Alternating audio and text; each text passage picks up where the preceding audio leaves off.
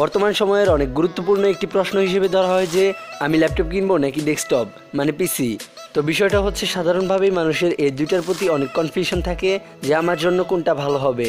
তো আজকের এই ভিডিওটিতে আমি আলোচনা করব ল্যাপটপ আপনার জন্য ভালো হবে নাকি পিসি, মানে ল্যাপটপ এবং পিসির যে সুবিধাগুলো আছে অসুবিধাগুলো আছে সেগুলো নিয়ে আজকের ভিডিওটিতে আলোচনা থাকছে এবং সম্পূর্ণ ভিডিওটি দেখলে আশা করছি বুঝে যাবেন যে আপনার জন্য কোনটা বেটার। সাধারণভাবেই বাঙালিরা ভুল কিছু করার পরেই পস্তায়, কিন্তু কোনো কিছু করার আগে যদি ভেবেচিন্তে সেই বিষয়টা করে তাহলে কিন্তু আর পস্তাতে হয় না। তো আশা করছি বিষয়টা আপনারা বুঝতে পেরেছেন যে আমি আপনাদেরকে কি বোঝাচ্ছি। তো যাই হোক, এখনই ভিডিওটি শুরু করব, কিন্তু তার আগে অবশ্যই আমার চ্যানেলটি সাবস্ক্রাইব করে নিন নতুন নতুন ল্যাপটপ রিভিউ এবং পাশাপাশি এই ধরনের ভিডিওগুলো সবার আগে পাওয়ার জন্য। তো চলুন শুরু করা যাক আজকের এই ভিডিওটি।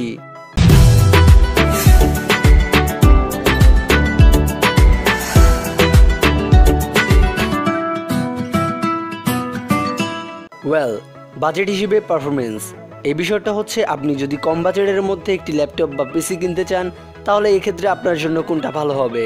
তো আমাকে যদি এই বিষয়টা নিয়ে কেউ প্রশ্ন করে তাহলে আমি অবশ্যই বলবো যে ডেস্কটপ বেটার, কারণ আপনারা কম বাজেটের মধ্যে ডেস্কটপের যে কনফিগারেশনগুলো পাবেন, আবার সেই বাজেটের মধ্যে যদি আপনি একটি ল্যাপটপ কিনেন তাহলে অবশ্যই ডেস্কটপের পারফরমেন্সটা আপনারা অনেক ভালো পাবেন।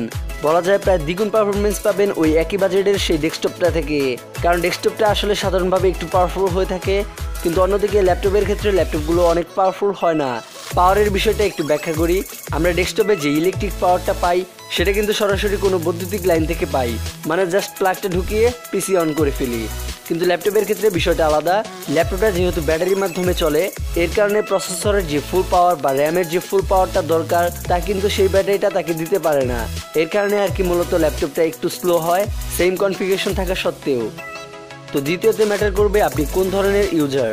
বেসিক্যালি আপনি যদি ইন্টারনেট ব্রাউজিং করে থাকেন, টুকটাক মাইক্রোসফট বা এক্সেলের কাজকর্ম করে থাকেন, বা আপনি একজন ইউনিভার্সিটির স্টুডেন্ট, প্রজেক্ট বা অ্যাসাইনমেন্ট তৈরি করতে হয়, তাহলে আপনার জন্য আমি বলবো ল্যাপটপটা ঠিক আছে, কারণ ল্যাপটপটি দিয়ে আপনি ডে টু ডে যে কাজগুলো রয়েছে সেগুলো খুব ভালোভাবে কমপ্লিট করতে পারবেন। আর ইউনিভার্সিটি যাওয়ার সময় যদি আপনি চান ল্যাপটপটি সাথে নিয়ে যাবেন সেটাও খুব ভালোভাবেই পারবেন।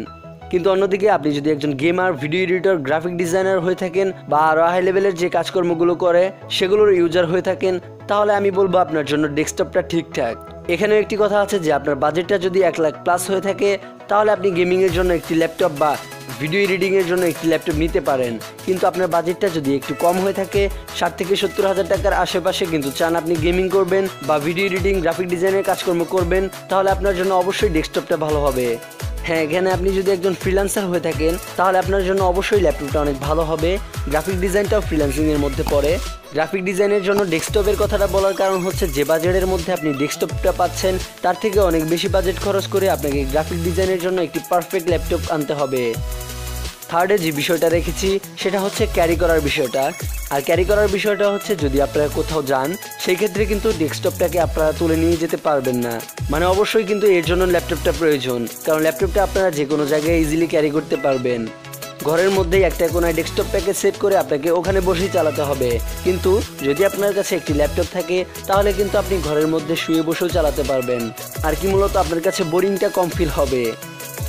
ফোর্থ পয়েন্টটা হচ্ছে বিদ্যুতের বিষয়টা হচ্ছে যদি আপনার কাছে একটি ডেস্কটপ থাকে তাহলে কিন্তু বিদ্যুৎ চলে যাওয়ার সাথে সাথে আপনার কাজ বন্ধ।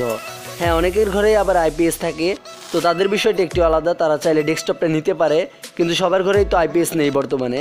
তো এদিক দিয়ে কিন্তু আপনাদেরকে আরেকটু সুবিধা দেবে ল্যাপটপটা আপনারা বিদ্যুৎ থাকার সময়ও চালাতে পারবেন, আবার বিদ্যুৎ চলে যাওয়ার পরেও 3-4 ঘন্টা ইজিলি ইউজ করতে পারবেন।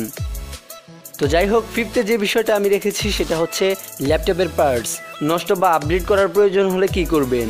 তো এই বিষয়টা হচ্ছে যদি আপনার কাছে একটি ল্যাপটপ থাকে তাহলে কিন্তু ল্যাপটপের মধ্যে বেসিক্যালি র্যাম এবং স্টোরেজটা আপডেট করা যায়, তাও আবার প্রতিটি ল্যাপটপে করা যায় না, কিছু কিছু ল্যাপটপের মধ্যে সেই সুযোগ দিয়ে থাকে।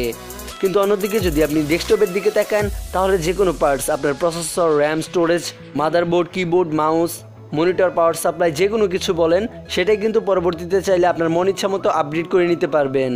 এর বিপরীতটাই হচ্ছে নষ্ট হওয়ার যে বিষয়টা, মানে ডিভাইসের কোনো পার্টস যদি আপনার নষ্ট হয়ে যায় তাহলে কি করবেন। ডেস্কটপের ক্ষেত্রে খুব সাধারণভাবে আপনারা তা পরবর্তীতে কিনে এনে লাগাতে পারবেন, কিন্তু অন্যদিকে ল্যাপটপের মধ্যে সেই সুবিধাটা নেই। ল্যাপটপের কোনো পার্টস, ধরেন কিবোর্ড নষ্ট হলো, তাহলে কিন্তু অবশ্যই আপনাকে পরবর্তীতে কোনো ল্যাপটপ সার্ভিসিংয়ের দোকানে গিয়ে দেন আপনাকে ডিভাইসটি ঠিক করতে হবে। দেন লাস্ট আমি যে বিষয়টা 6-এ রেখেছি সেই বিষয়টা হচ্ছে টাইম। মানে অনেক সময় ধরে যদি আপনি একটি ল্যাপটপ ইউজ করেন, সাধারণভাবে ল্যাপটপের ভেন্টিলেশন সুবিধাগুলো খুব কম হয়ে থাকে, এর কারণে ডিভাইসটি কিন্তু খুব দ্রুত গরম হয়ে যাবে। আর গরম হওয়ার কারণে ল্যাপটপটি কিন্তু অনেক স্লো হয়ে যাবে, সাথে সাথে হ্যাং করবে। আবার এদিকে ডেস্কটপের বিষয়টা একটু অন্যরকম। ডেস্কটপের ভেন্টিলেশন পয়েন্টের সুবিধাগুলো যথেষ্ট পরিমাণ রয়েছে। আর সাধারণভাবে ডেস্কটপ যেহেতু খোলামেলা হয়ে থাকে, এর কারণে কিন্তু ডেস্কটপটা একটু স্লো বা হ্যাং কম করবে। আর এর ফলে ডেস্কটপটা আপনারা দীর্ঘ সময় ইউজও করতে পারবেন। তো 6টা বিষয় বলার পরে আপনাদের মনে হচ্ছে ল্যাপটপকে কেন আমি ঠকাচ্ছি। তো মূলত ঠকাচ্ছি না, ল্যাপটপ থেকে আপনারা বেসিক্যালি দুইটা সুবিধাই পেয়ে থাকেন। সেটা হচ্ছে ল্যাপটপগুলো একটু ছোটোখাটো এবং স্লিম হয়ে থাকে, আপনারা যে কোনো জায়গায় খুব ইজিলি ক্যারি করতে পারবেন। আর ল্যাপটপের আরেকটি সুবিধা হচ্ছে ব্যাটারির মাধ্যমে এই ডিভাইসটি রান করে। বিদ্যুৎ ছাড়াও এই ডিভাইসটিকে আপনারা খুব ইজিলি 3-4 ঘন্টার মতো ইউজ করতে পারবেন। তো মূলত এই ছিল ডেস্কটপ এবং ল্যাপটপের যে বিষয়টা সেটা। তো এখন ভেবে নিন যে আপনি কোন ধরনের ইউজার এবং আপনার জন্য কোনটা কেনা ভালো হবে। তো গরমের মধ্যে ফ্যান অফ করে একটি ভিডিও রেকর্ড করছি অনেক টাইম নিয়ে, তো অবশ্যই তার জন্য একটি লাইক তো আশা করতেই পারি। তো এই ছিল আজকের video, that's it, thanks for watching this video.